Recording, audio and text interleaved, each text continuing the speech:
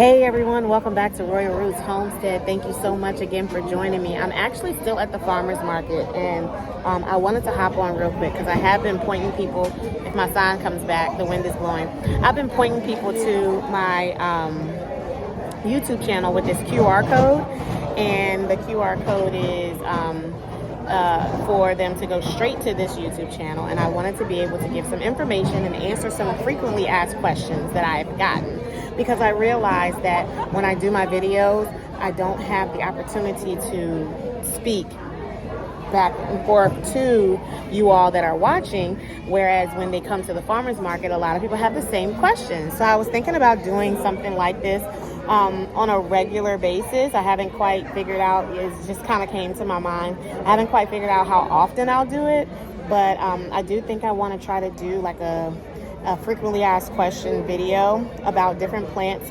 herbs, uses, cooking, recipes, whatever, something that people might ask questions in the comments. I would do a video specifically about those questions that I get asked more frequently.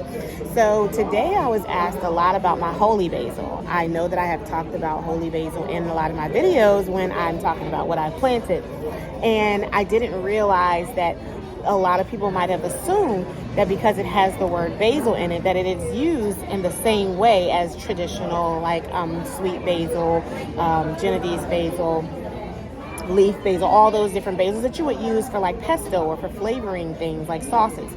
This isn't used in that same way. I'm not going to say you can't use it in that way, but it's typically not. Holy basil is more so of a medicinal basil, a medicinal herb, and it's used more like a tea. I talked about wanting to have a tea garden. So I have an herb tower, and then I wanted to have a tea tower. So I would put the holy basil in the tea tower versus in the herbal tower. Now, holy basil is also good to repel mosquitoes. It's a great companion plant. And it actually, so this is what it looks like. And it will flower. And in traditional basil, you'll want to pick this part off and allow for the plant to bush out and still continue to grow. And it won't, if you take the flower off, it also doesn't mess up the flavor. If you let the flower grow, it kind of makes the flavor a little bit different. With the holy basil, you'll keep that on there, and it has a very strong fragrance, like a perfumey fragrance, not a food type fragrance like the traditional basil does. You would dry the leaves and then make it into a tea, and they have some great benefits health-wise. So they will help stabilize or lower your sugar, cholesterol, anxiety, stress. It's the oils. If you were into tinctures and stuff, you can use the oils, and it's an antioxidant. It helps with relieving pain and stuff. So it's good for medicinal purposes more so than for flavoring of food. So that's just some information about holy basil, and I hope that it was helpful.